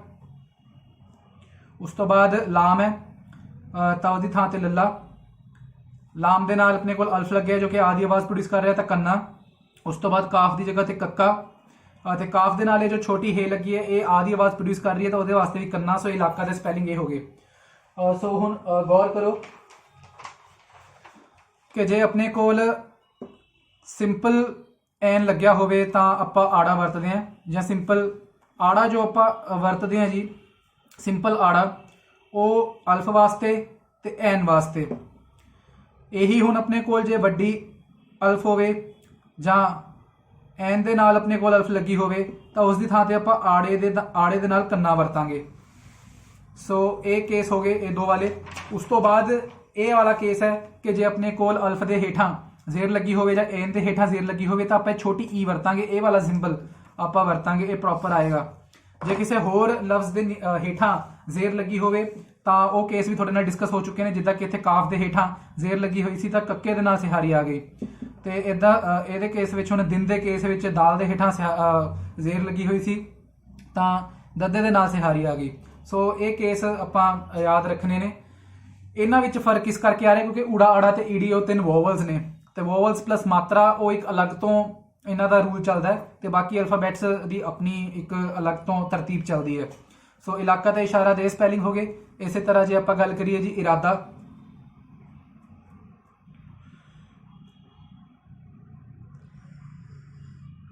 ਸੋ ਇਰਾਦਾ, ਸੋ ਅਲਫ ਦੇ ਹੇਠਾਂ ਫੇਰ ਦੁਆਰਾ ਜ਼ੇਰ ਲੱਗੀ ਹੋਈ ਹੈ ਤਾਂ ਉਸ ਦੇ ਵਾਸਤੇ ਛੋਟੀ ਈ, ਰੇ ਦੇ ਵਾਸਤੇ ਰਾਰਾ, ਤੇ ਦਾਲ ਦੇ ਵਾਸਤੇ ਆਪਣੇ ਕੋਲ ਆ ਜਾਏਗਾ ਦੱਦਾ, ਤੇ ਇਹ ਛੋਟਾ ਹੈ ਉਸ ਦੇ ਵਾਸਤੇ ਕੰਨਾ ਕਿਉਂਕਿ ਇਹ ਆ ਦੀ ਆਵਾਜ਼ ਸਾਊਂਡ ਪ੍ਰੋਡਿਊਸ ਕਰ ਰਿਹਾ। ਇਸੇ ਤਰ੍ਹਾਂ ਹੁਣ ਜੇ ਆਪਾਂ ਇਲਾਜ ਲਿਖਣਾ ਹੋਵੇ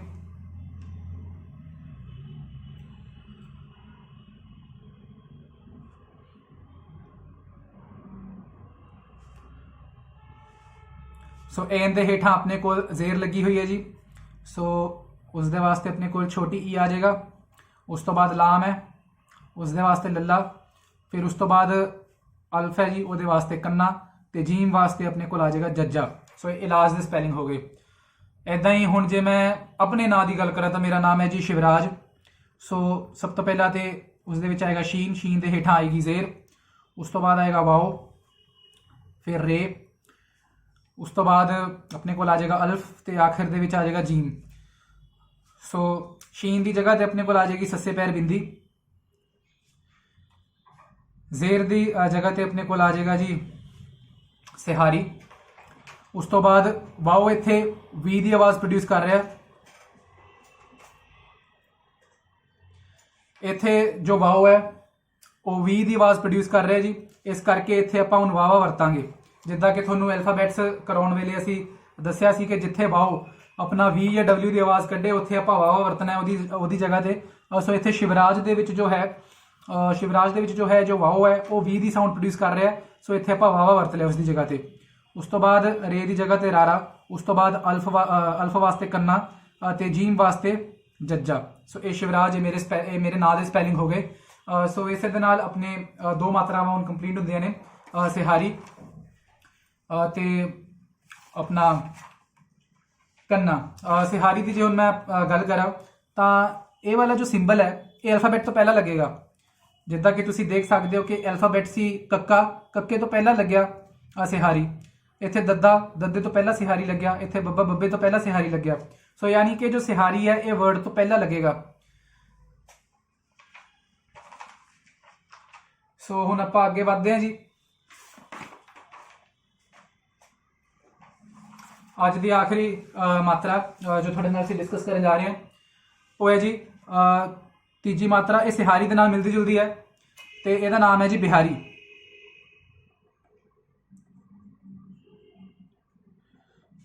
ਸੋ ਤੀਜੀ ਮਾਤਰਾ ਜੀ ਬਿਹਾਰੀ।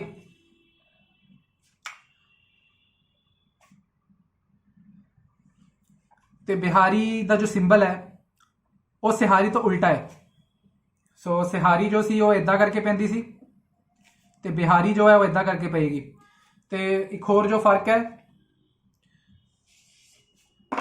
ਸਿਹਾਰੀ ਜੋ ਹੈ ਉਹ ਅਲਫਾਬੈਟ ਤੋਂ ਪਹਿਲਾਂ ਲਿਖੀ ਜਾਂਦੀ ਸੀ, ਯਾਨੀ ਕਿ ਇੱਥੇ ਕੁਛ ਨਾ ਕੁਛ ਆਪਣੇ ਕੋਲ ਅਲਫਾਬੈਟ ਆਉਂਦਾ ਸੀ, ਇਸ ਜਗ੍ਹਾ ਤੇ ਕੁਛ ਨਾ ਕੁਛ ਆਪਣੇ ਕੋਲ ਅਲਫਾਬੈਟ ਆਉਂਦਾ ਸੀ।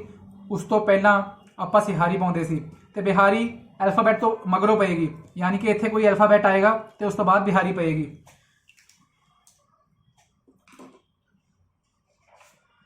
ਸੋ ਇੱਕ ਹੋਰ ਤੁਹਾਨੂੰ ਐਡੀਸ਼ਨਲ ਇਨਫੋਰਮੇਸ਼ਨ ਥੋੜੀ ਦੇ ਦਈਏ ਕਿ ਸਿਹਾਰੀ ਜੋ ਹੈ ਆਈ ਦੀ ਆਵਾਜ਼ ਪ੍ਰੋਡਿਊਸ ਕਰਦੀ ਹੈ, ਜਿੱਦਾਂ ਕਿ ਦਿਲ, ਬਿਨਾ, ਦਿਨ, ਕਿਸ। ਸੋ ਇੱਥੇ ਆਈ ਦੀ ਆਵਾਜ਼ ਆਪਾਂ ਪ੍ਰੋਡਿਊਸ ਹੋ ਰਹੀ ਹੈ ਤੇ ਇਸ ਦੇ ਵਿੱਚ ਬਿਹਾਰੀ ਦੇ ਵਿੱਚ ਜੋ ਇਲੋਂਗੇਟਡ ਆਵਾਜ਼ ਪ੍ਰੋਡਿਊਸ ਹੋਏਗੀ।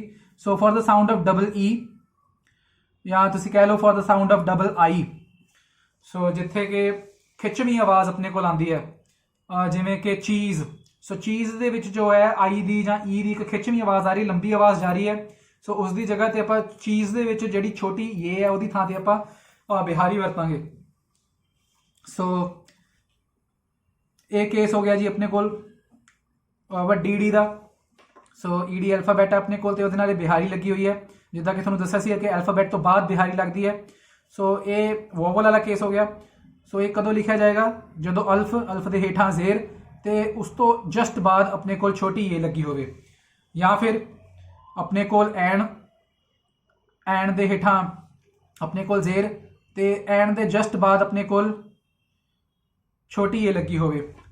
ਸੋ ਅਲਫ ਦੇ ਹੇਠਾਂ ਜ਼ੇਰ ਤੇ ਜ਼ੇਰ ਦੇ ਨਾਲ ਛੋਟੀ ਏ, ਜਾਂ ਫਿਰ ਐਨ ਦੇ ਹੇਠਾਂ ਆਪਣੇ ਕੋਲ ਜ਼ੇਰ ਤੇ ਜ਼ੇਰ ਦੇ ਜਸਟ ਮਗਰੋਂ ਜਸਟ ਬਾਅਦ ਆਪਣੇ ਕੋਲ ਛੋਟੀ ਏ ਲੱਗੀ ਹੋਵੇ। ਸੋ ਇਸ ਕੇਸ ਦੇ ਵਿੱਚ ਈਡੀ ਵਰਤੀ ਜਾਏਗੀ, ਯਾਨੀ ਕਿ ਬਿਹਾਰੀ ਦੀ ਮਾਤਰਾ ਉੱਥੇ ਯੂਜ਼ ਹੋਏਗੀ।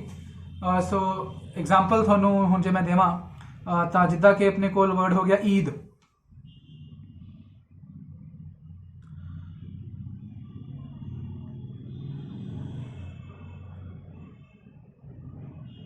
ਸੋ ਈਦ ਐਨ ਦੇ ਹੇਠਾਂ ਆਪਣੇ ਕੋਲ ਜ਼ੇਰ ਲੱਗੀ ਹੋਈ ਹੈ, ਉਸ ਤੋਂ ਬਾਅਦ ਆਪਣੇ ਕੋਲ ਛੋਟੀ ਏ ਤੇ ਫਿਰ ਦਾਲ। ਸੋ ਇਹ ਜੋ ਹੁਣ ਆਪਣੇ ਕੋਲ ਇਹ ਪੂਰਾ ਇੱਕ ਜੋ ਬਣਿਆ ਹੋਇਆ ਹੈ, ਜਿੱਦਾਂ ਕਿ ਤੁਹਾਨੂੰ ਉੱਪਰ ਦੱਸਿਆ ਕਿ ਐਨ ਦੇ ਹੇਠਾਂ ਜ਼ੇਰ ਤੇ ਉਸ ਤੋਂ ਬਾਅਦ ਛੋਟੀ ਏ, ਉਸ ਦੀ ਜਗ੍ਹਾ ਤੇ ਡਾਇਰੈਕਟ ਆਪਣੇ ਕੋਲ ਇਹ ਵੱਡੀ ਈੜੀ ਆ ਗਈ ਤੇ ਦਾਲ ਦੀ ਜਗ੍ਹਾ ਤੇ ਆਪਣੇ ਕੋਲ ਦੱਦਾ ਆ ਗਿਆ। ਸੋ ਇਹ ਈਦ ਦੇ ਸਪੈਲਿੰਗ ਬਣ ਗਏ ਨੇ। ਸੋ ਦਿਸ ਇਜ਼ ਈਦ ਈਦ ਦੇ ਸਪੈਲਿੰਗ ਇਦਾਂ ਲਿਖੇ ਜਾਣਗੇ। ਉਦਾਂ ਹੀ ਜੇ ਹੁਣ ਮੈਂ ਇਹ ਵਾਲੇ ਕੇਸ ਦੀ ਗੱਲ ਕਰਾਂ ਤਾਂ ਈਮਾਨ,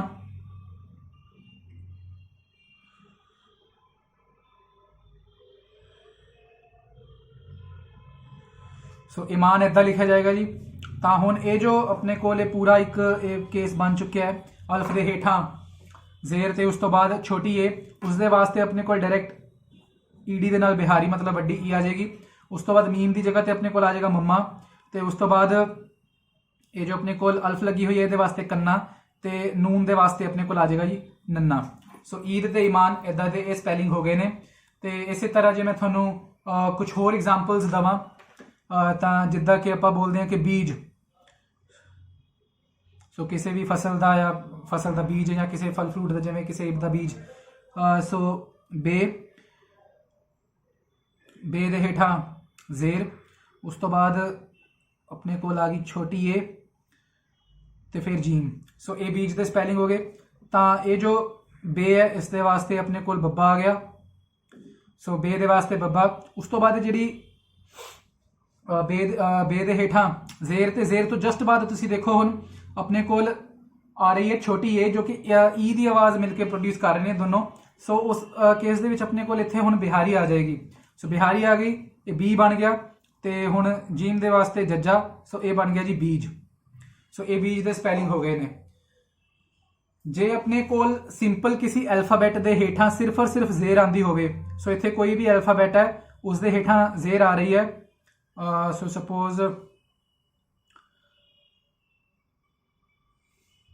ਸਪੋਜ਼ ਇੱਥੇ ਸੀਨ ਸੀ।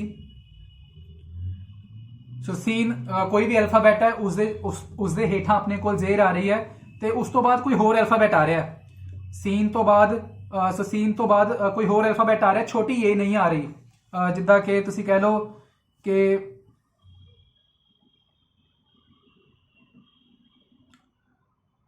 ਹੁਣ ਤੁਸੀਂ ਕਹਿ ਲਓ ਕਿ ਇੱਥੇ ਕੁਝ ਹੋਰ ਅਲਫਾਬੈਟ ਹੁੰਦਾ, ਨੂਨ ਹੁੰਦਾ ਜਾਂ ਲਾਮ ਹੁੰਦੀ ਜਾਂ ਮੀਮ ਹੁੰਦਾ, ਪਰ ਛੋਟੀ ਏ ਨਾ ਹੁੰਦੀ, ਮਤਲਬ ਛੋਟੀ ਏ ਨੂੰ ਛੱਡ ਕੇ ਕੋਈ ਵੀ ਆਪਣੇ ਕੋਲ ਹੋਰ ਅਲਫਾਬੈਟ ਹੁੰਦਾ, ਤਾਂ ਉਸ ਕੇਸ ਦੇ ਵਿੱਚ ਇੱਕ ਛੋਟੀ ਆਵਾਜ਼ ਆ ਰਹੀ ਹੈ ਆਈ ਦੀ, ਤਾਂ ਉਸ ਕੇਸ ਵਿੱਚ ਆਪਾਂ ਸਿਹਾਰੀ ਵਰਤਾਂਗੇ। ਪਰ ਜੇ ਕਿਸੇ ਅਲਫਾਬੈਟ ਦੇ ਹੇਠਾਂ ਆਪਣੇ ਕੋਲ ਜ਼ੇਰ ਲੱਗੀ ਹੈ ਤੇ ਉਸ ਤੋਂ ਜਸਟ ਮਗਰੋਂ ਆਪਣੇ ਕੋਲ ਆਪਣਾ ਕੀ ਕਹਿੰਦੇ ਆ ਛੋਟੀ ਏ ਆ ਰਹੀ ਹੈ, ਤਾਂ ਉਸ ਕੇਸ ਵਿੱਚ ਬਿਹਾਰੀ ਵਰਤੀ ਜਾਏਗੀ। ਜਿੱਦਾਂ ਕਿ ਮੈਂ ਤੁਹਾਨੂੰ ਹੁਣ ਇੱਕ ਹੋਰ ਐਗਜ਼ਾਮਪਲ ਦਿੰਦਾ, ਜਿੱਦਾਂ ਕਿ ਆਪਾਂ ਕੀਤਾ ਸੀ ਦਿਨ। ਸੋ ਦਿਨ ਦੇ ਵਿੱਚ ਦਾਲ ਦੇ ਨੀਚੇ ਜ਼ੇਰ ਸੀ, ਤੇ ਉੱਤੋਂ ਜਸਟ ਬਾਅਦ ਛੋਟੀ ਏ ਨਹੀਂ ਆਈ, ਛੋਟੀ ਏ ਨੂੰ ਛੱਡ ਕੇ ਕੋਈ ਵੀ ਅਲਫਾਬੈਟ ਆ ਸਕਦਾ, ਤਾਂ ਇਸ ਕੇਸ ਦੇ ਵਿੱਚ ਨੂਨ ਆਇਆ ਸੀ। ਤਾਂ ਉਸ ਦੇ ਕੇਸ ਵਿੱਚ ਆਪਾਂ ਬਿਹਾਰੀ ਲਾ ਕੇ ਦੱਦੇ ਦੇ ਨਾਲ ਸਿਹਾਰੀ ਲਾ ਕੇ ਉਸ ਤੋਂ ਬਾਅਦ ਨੰਨਾ ਲਿਖਤਾ ਸੀ, ਤਾਂ ਇਹ ਦਿਨ ਬਣ ਗਿਆ ਸੀ।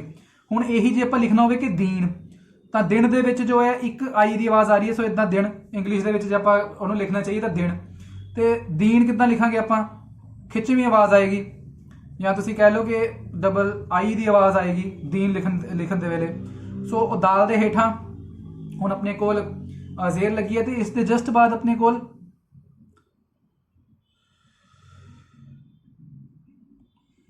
ਸੋ ਇਦਾਂ ਦੀਨ ਬਣੇਗਾ। ਸੋ ਇਸ ਦੇ ਜਸਟ ਬਾਅਦ ਆਪਣੇ ਕੋਲ ਜੋ ਹੈ ਛੋਟੀ ਇਹ ਲੱਗੀ ਹੋਈ ਹੈ, ਤਾਂ ਦੀਨ ਦੇ ਸੋ ਦੀਨ ਜਦੋਂ ਆਪਾਂ ਲਿਖਾਂਗੇ ਤਾਂ ਇੱਥੇ ਆਪਾਂ ਬਿਹਾਰੀ ਵਰਤਾਂਗੇ। ਸੋ ਇਹ ਤੁਸੀਂ ਦੇਖ ਲਓ ਫਰਕ ਤੁਹਾਡੇ ਸਾਹਮਣੇ ਜ਼ਾਹਿਰ ਹੈ।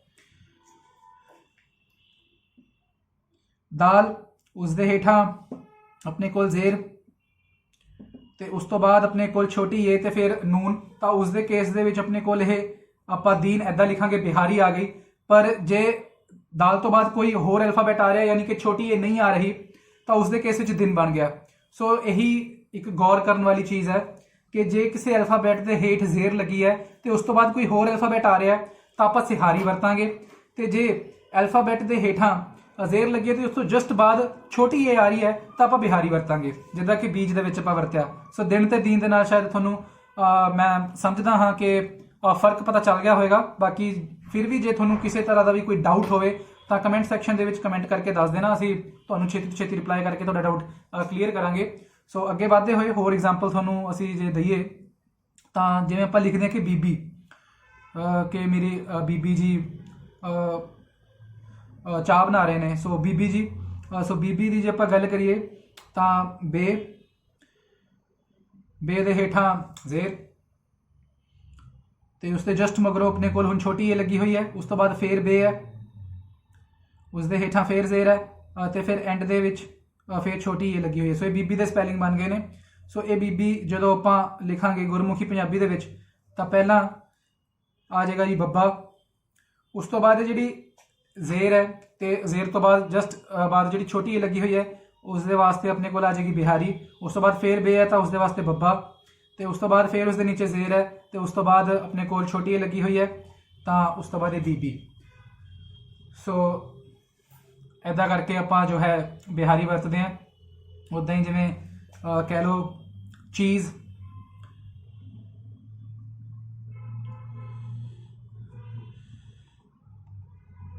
ਸੋ ਚੇ ਦੇ ਵਾਸਤੇ ਆਪਣੇ ਕੋਲ ਹੋ ਗਈ ਚੱਚਾ। ਉਸ ਤੋਂ ਬਾਅਦ ਜਿਹੜੀ ਨੀਚੇ ਜ਼ੇਰ ਹੈ ਤੇ ਨਾਲ ਛੋਟੀ ਏ ਲੱਗੀ ਹੋਈ ਹੈ ਉਸ ਦੇ ਵਾਸਤੇ ਆਪਣੇ ਕੋਲ ਆ ਜਾਏਗੀ ਬਿਹਾਰੀ ਤੇ ਇਹ ਜੱਜੇ ਪੈਰ ਬਿੰਦੀ। ਸੋ ਇਹ ਬਣ ਜਾਏਗਾ ਜੀ ਚੀਜ਼। ਸੋ ਜ਼ੇ ਦੇ ਵਾਸਤੇ ਜੱਜੇ ਪੈਰ ਬਿੰਦੀ ਆ ਗਈ, ਇਹ ਬਣ ਜਾਏਗਾ ਚੀਜ਼।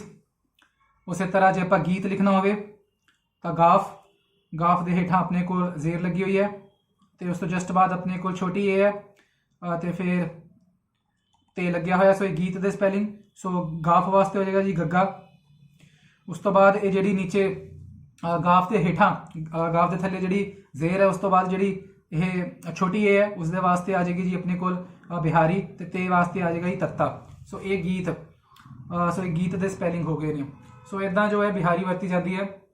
ਤੇ ਇਸੇ ਇੱਕ ਹੋਰ ਐਗਜ਼ਾਮਪਲ ਤੁਹਾਨੂੰ ਦੇ ਦਿੰਦੇ ਹਾਂ ਜੀ। ਜਿੱਦਾਂ ਕਿ ਆਪਾਂ ਬੋਲਦੇ ਹਾਂ ਜਵਾਨੀ। ਸੋ ਜੀਮ ਦੇ ਨਾਲ ਵਾਓ। ਉਸ ਤੋਂ ਬਾਅਦ ਆਪਣੇ ਕੋਲ ਆ ਗਿਆ ਜੀ ਅਲਫ ਤੇ ਨੂਨ ਤੇ ਨੂਨ ਦੇ ਬਾਅਦ ਆ ਜਾਏਗੀ ਆਪਣੇ ਕੋਲ ਸੋ ਜਵਾਨੀ। ਨੂਨ ਦੇ ਹੇਠਾਂ ਸਭ ਤੋਂ ਪਹਿਲਾਂ ਤਾਂ ਨੂਨ ਦੇ ਹੇਠਾਂ ਤਾਂ ਆਪਣੇ ਕੋਲ ਜ਼ੇਰ ਆਏਗੀ ਤੇ ਉਸ ਤੋਂ ਬਾਅਦ ਆਏਗੀ ਆਪਣੇ ਕੋਲ ਛੋਟੀ ਏ। ਸੋ ਜੀਮ ਦੀ ਥਾਂ ਤੇ ਆਪਣੇ ਕੋਲ ਆ ਜਾਏਗਾ ਜੀ ਜੱਜਾ। ਉਸ ਤੋਂ ਬਾਅਦ ਜਿਹੜਾ ਵਾਓ ਹੈ ਜਵਾਨੀ ਬੋਲਦੇ ਹੋਏ ਵੀ ਜਾਂ ਡਬਲਿਊ ਦੀ ਆਵਾਜ਼ ਸਾਊਂਡ ਕਰ ਰਿਹਾ। ਸੋ ਵੀ ਜਾਂ ਡਬਲਿਊ ਦੀ ਆਵਾਜ਼ ਪ੍ਰੋਡਿਊਸ ਕਰ ਰਿਹਾ ਤਾਂ ਉਸ ਦੇ ਵਾਸਤੇ ਆ ਜਾਏਗਾ ਵਾਵਾ। ਤੇ ਉਸ ਤੋਂ ਬਾਅਦ ਜਵਾਨੀ ਦੇ ਵਿੱਚ ਇਹ ਜੋ ਅਲਫ ਹੈ ਉਹ ਆ ਦੀ ਆਵਾਜ਼ ਪ੍ਰੋਡਿਊਸ ਕਰ ਰਿਹਾ ਤਾਂ ਕੰਨਾ। ਉਸ ਤੋਂ ਬਾਅਦ ਨੂਨ ਦੀ ਜਗ੍ਹਾ ਤੇ ਆ ਜਾਏਗਾ ਨੰਨਾ ਤੇ ਨੂਨ ਦੇ ਹੇਠਾਂ ਜਿਹੜੀ ਜ਼ੇਰ ਹੈ ਤੇ ਉਸ ਤੋਂ ਬਾਅਦ ਜਿਹੜੀ ਛੋਟੀ ਏ ਹੈ ਉਸ ਨੂੰ ਲੈ ਕੇ ਆਉਣ ਵਾਸਤੇ ਆਪਾਂ ਬਿਹਾਰੀ ਵਰਤ ਲਿਆਂਗੇ। ਤੇ ਇਸੇ ਦੇ ਨਾਲ ਇੱਕ ਹੋਰ ਕੇਸ ਹੈ ਇਸ ਦਾ। ਜੇ ਆਪਣੇ ਕੋਲ ਇਹ ਦੇ ਨਾਲ ਹਮਜ਼ਾ ਹੋਵੇ, ਸੋ ਇਹ ਦੇ ਨਾਲ ਜੇ ਹਮਜ਼ਾ ਹੋਵੇ ਉਸ ਕੇਸ ਵਿੱਚ ਵੀ ਆਪਾਂ ਜੋ ਹੈ ਵੱਡੀ ਈ ਵਰਤਾਂਗੇ। ਸੋ ਇੱਥੇ ਦੋ ਕੇਸ ਤਾਂ ਤੁਹਾਨੂੰ ਦੱਸ ਹੀ ਦਿੱਤੇ ਸੀ।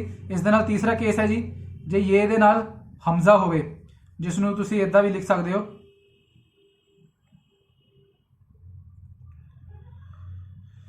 ਸੋ ਇਹ ਕੇਸ ਦੇ ਵਿੱਚ ਵੀ ਆਪਣੇ ਕੋਲ ਜੋ ਹੈ ਇਹ ਵਾਲਾ ਸਿੰਬਲ ਵਰਤਿਆ ਜਾਏਗਾ ਵੱਡੀ ਈ। ਸੋ ਤਿੰਨ ਕੇਸ ਹੋ ਗਏ ਨੇ ਆਪਣੇ ਕੋਲ ਇਸ ਦੇ ਵਿੱਚ। ਪਹਿਲਾ ਕੇਸ ਇਹ ਵਾਲਾ, ਦੂਸਰਾ ਇਹ ਤੇ ਤੀਸਰਾ ਇਹ। ਸੋ ਇਹਦੇ ਵੀ ਹੁਣ ਤੁਹਾਨੂੰ ਜੇ ਆਪਾਂ ਐਗਜ਼ਾਮਪਲਸ ਦਈਏ ਸੋ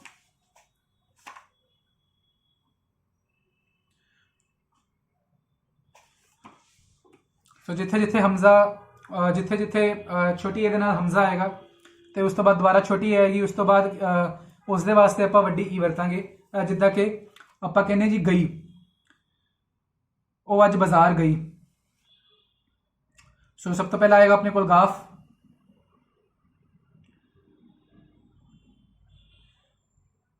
ਸੋ ਇਹ ਬਣਨਗੇ ਜੀ ਸ਼ਾਹਮੁਖੀ ਪੰਜਾਬੀ ਦੇ ਵਿੱਚ ਜਾਂ ਉਰਦੂ ਦੇ ਵਿੱਚ ਕਹਿ ਲਓ ਤੁਸੀਂ ਗਈ ਦੇ ਸਪੈਲਿੰਗ। ਸੋ ਗਾਫ ਦੇ ਵਾਸਤੇ ਆਪਣੇ ਕੋਲ ਸਿੱਧਾ ਗੱਗਾ ਆ ਜਾਏਗਾ। ਸੋ ਗਾਫ ਦੇ ਵਾਸਤੇ ਆਪਣੇ ਕੋਲ ਆ ਗਿਆ ਜੀ ਗੱਗਾ। ਤੇ ਇਹ ਹੁਣ ਪੂਰਾ ਜੋ ਇੱਕ ਸਿੰਬਲ ਬਣਿਆ ਆਪਣੇ ਕੋਲ ਛੋਟੀ ਏ ਦੇ ਨਾਲ ਹਮਜ਼ਾ ਤੇ ਉਸ ਤੋਂ ਬਾਅਦ ਦੁਬਾਰਾ ਛੋਟੀ ਏ। ਸੋ ਛੋਟੀ ਏ ਦੇ ਨਾਲ ਹਮਜ਼ਾ ਤੇ ਉਸ ਤੋਂ ਬਾਅਦ ਦੁਬਾਰਾ ਛੋਟੀ ਏ ਤਾਂ ਉਸ ਦੇ ਵਾਸਤੇ ਇਹ ਸਿੱਧਾ ਵੱਡੀ ਈੜੀ ਲੱਗ ਜਾਏਗੀ ਆਪਣੇ ਕੋਲ, ਵੱਡੀ ਈ ਲੱਗ ਜਾਏਗੀ ਜਾਂ ਈੜੀ ਦੇ ਨਾਲ ਤੁਸੀਂ ਕਹਿ ਲਓ ਕਿ ਬਿਹਾਰੀ ਲੱਗ ਜਾਏਗੀ। ਸੋ ਇਹ ਗਈ ਦੇ ਸਪੈਲਿੰਗ ਹੋ ਗਏ ਨੇ। ਸੋ ਗਾਫ ਦੇ ਵਾਸਤੇ ਗੱਗਾ ਤੇ ਇਸ ਪੂਰੇ ਵਾਸਤੇ ਇਹ ਵਾਲਾ ਸਿੰਬਲ ਆਪਣੇ ਕੋਲ ਲੱਗ ਗਿਆ। ਸੋ ਇਹ ਗਈ ਦੇ ਸਪੈਲਿੰਗ ਹੋ ਗਏ ਨੇ। ਸੋ ਯਾਨੀ ਕਿ ਜੇ ਛੋਟੀ ਏ ਦੇ ਨਾਲ ਹਮਜ਼ਾ ਲੱਗਿਆ ਹੋਵੇ ਤੇ ਉਸ ਤੋਂ ਬਾਅਦ ਦੁਬਾਰਾ ਛੋਟੀ ਏ ਆਪਾਂ ਲਿਖੀਏ, ਸੋ ਛੋਟੀ ਏ ਦੇ ਨਾਲ ਹਮਜ਼ਾ ਤੇ ਉਸ ਤੋਂ ਬਾਅਦ ਦੁਬਾਰਾ ਛੋਟੀ ਏ ਤਾਂ ਉਸ ਦੇ ਵਾਸਤੇ ਇਹ ਵਾਲਾ ਕੇਸ ਵਰਤਿਆ ਜਾਏਗਾ ਈਡੀ ਦੇ ਨਾਲ ਬਿਹਾਰੀ ਵਾਲਾ। ਇੱਦਾਂ ਹੀ ਜੇ ਤੁਹਾਨੂੰ ਹੋਰ ਐਗਜ਼ਾਮਪਲਸ ਦਈਏ ਤਾਂ ਜਿਵੇਂ ਆਪਾਂ ਕਹਿੰਦੇ ਪਈ, ਉਹ ਮੰਜੇ ਉੱਤੇ ਪਈ ਸੀ।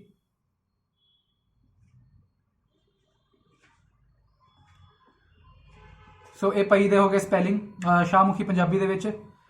ਸੋ ਪੇ ਦੇ ਵਾਸਤੇ ਸਭ ਤੋਂ ਪਹਿਲਾਂ ਪੱਪਾ, ਪੇ ਦੇ ਵਾਸਤੇ ਸਭ ਤੋਂ ਪਹਿਲਾਂ ਪੱਪਾ, ਤੇ ਇਹ ਜਿਹੜਾ ਇੱਕ ਪੂਰਾ ਸਿੰਬਲ ਬਣ ਰਿਹਾ ਆਪਣੇ ਕੋਲ, ਇਸ ਦੇ ਵਾਸਤੇ ਦੁਬਾਰਾ ਵੱਡੀ ਈ, ਜਾਂ ਤੁਸੀਂ ਕਹਿ ਲਓ ਈ ਦੇ ਨਾਲ ਬਿਹਾਰੀ। ਸੋ ਇਹ ਪਈ ਦੇ ਸਪੈਲਿੰਗ ਹੋ ਗਏ ਨੇ। ਇਸੇ ਤਰ੍ਹਾਂ ਆਪਾਂ ਜੇ ਕਹਿੰਦੇ ਆ ਜੀ ਲਈ, ਮੈਂ ਬਾਜ਼ਾਰੋਂ ਅੱਜ ਇੱਕ ਕੀਮਤੀ ਚੀਜ਼ ਲਈ,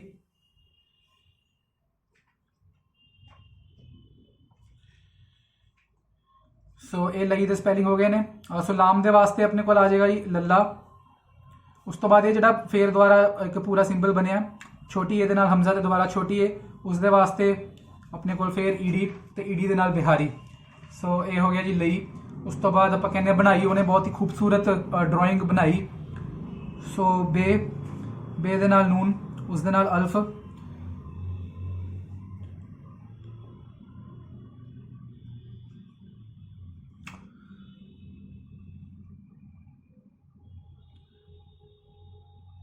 ਸੋ ਉਸ ਤੋਂ ਬਾਅਦ ਇਹ ਵਾਲਾ ਦੁਆਰਾ ਸਿੰਬਲ, ਯਾਨੀ ਕਿ ਛੋਟੀ ਏ ਦੇ ਨਾਲ ਉੱਪਰ ਹਮਜ਼ਾ ਤੇ ਦੁਆਰਾ ਛੋਟੀ ਏ।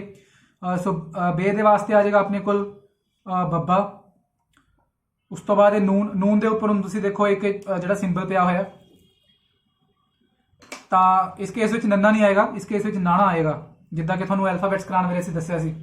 ਤੇ ਉਸ ਤੋਂ ਬਾਅਦ ਅਲਫ ਹੈ ਆਪਣੇ ਕੋਲ, ਤਾਂ ਅਲਫ ਦੇ ਵਾਸਤੇ ਕੰਨਾ, ਤੇ ਇਹ ਪੂਰੇ ਇੱਕ ਸਿੰਬਲ ਵਾਸਤੇ ਆਪਣੇ ਕੋਲ ਆ ਗਿਆ ਜੀ ਈਡੀ ਦੇ ਨਾਲ ਬਿਹਾਰੀ, ਜਾਂ ਕਹਿ ਲਓ ਵੱਡੀ ਈ। ਸੋ ਯਾਨੀ ਜਿੱਥੇ ਵੀ ਆਪਣੇ ਕੋਲ ਛੋਟੀ ਏ ਪਲੱਸ ਦੁਬਾਰਾ ਛੋਟੀ ਏ, ਸੋ ਛੋਟੀ ਏ ਦੇ ਉੱਪਰ ਹਮਜ਼ਾ ਤੇ ਨਾਲ ਛੋਟੀ ਏ ਦੁਬਾਰਾ ਆ ਜਾਏ, ਸੋ ਇਹ ਇਕੱਠੇ ਹੋ ਕੇ ਇਹ ਵਾਲਾ ਜੋ ਹੈ ਬਣਾ ਦਿੰਦੇ ਨੇ ਅਲਫਾਬੈਟ। ਸੋ ਛੋਟੀ ਏ ਦੇ ਨਾਲ ਉੱਪਰ ਹਮਜ਼ਾ ਤੇ ਨਾਲ ਛੋਟੀ ਏ ਦੁਬਾਰਾ। ਸੋ ਇਸ ਪੂਰੇ ਕੇਸ ਦੇ ਵਾਸਤੇ ਆਪਾਂ ਈਡੀ ਦੇ ਨਾਲ ਬਿਹਾਰੀ ਵਰਤਦੇ, ਜਾਂ ਕਹਿ ਲਓ ਵੱਡੀ ਈ ਵਰਤਦੇ ਹਾਂ। ਸੋ ਜਿੱਦਾਂ ਕਿ ਗਈ, ਪਈ, ਲਈ, ਬਣਾਈ। ਸੋ ਇਸੇ ਤਰ੍ਹਾਂ ਜੇ ਆਪਾਂ ਕਹਿੰਦੇ ਜੀ ਮਨਾਈ, ਅਸੀਂ ਖੁਸ਼ੀ ਈਦ ਮਨਾਈ। ਸੋ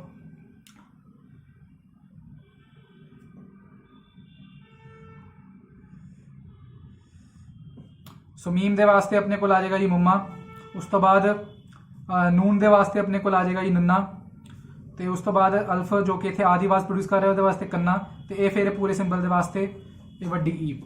ਸੋ ਇਸੇ ਦੇ ਨਾਲ ਤੀਸਰੀ ਤੇ ਆਪਣੀ ਅੱਜ ਦੀ ਆਖਰੀ ਜੋ ਮਾਤਰਾ ਹੈ ਬਿਹਾਰੀ, ਉਹ ਵੀ ਪੂਰੀ ਹੁੰਦੀ ਹੈ। ਸੋ ਅੱਜ ਤੁਹਾਨੂੰ ਅਸੀਂ 3 ਮਾਤਰਾਵਾਂ ਕਰਾ ਦਿੱਤੀਆਂ ਨੇ, ਕੰਨਾ, ਸਿਹਾਰੀ ਤੇ ਬਿਹਾਰੀ। ਆਸ ਕਰਦੇ ਹਾਂ ਕਿ ਤੁਸੀਂ ਸਮਝ ਸਕੇ ਹੋਵੋਗੇ ਕਿ ਕਿੱਦਾਂ ਇਹਨਾਂ ਨੂੰ ਯੂਜ਼ ਕਰਨਾ ਹੈ। ਬਾਕੀ ਜੇ ਕੋਈ ਵੀ ਡਾਊਟ ਹੋਵੇ ਤਾਂ ਤੁਸੀਂ ਕਮੈਂਟ ਕਰਕੇ ਸਾਡੇ ਨਾਲ ਸਾਂਝਾ ਕਰ ਸਕਦੇ ਹੋ, ਅਸੀਂ ਤੁਹਾਨੂੰ ਜਲਦੀ ਤੋਂ ਜਲਦੀ ਰਿਪਲਾਈ ਕਰਾਂਗੇ। ਤੇ ਇਸੇ ਦੇ ਨਾਲ ਸਾਡਾ ਅੱਜ ਦਾ ਲੈਕਚਰ ਖਤਮ ਹੁੰਦਾ ਜੀ। ਮਿਲਦੇ ਹਾਂ ਤੁਹਾਨੂੰ ਅਗਲੇ ਮੰਗਲਵਾਰ ਨਵੇਂ ਲੈਕਚਰ ਦੇ ਨਾਲ। ਧੰਨਵਾਦ।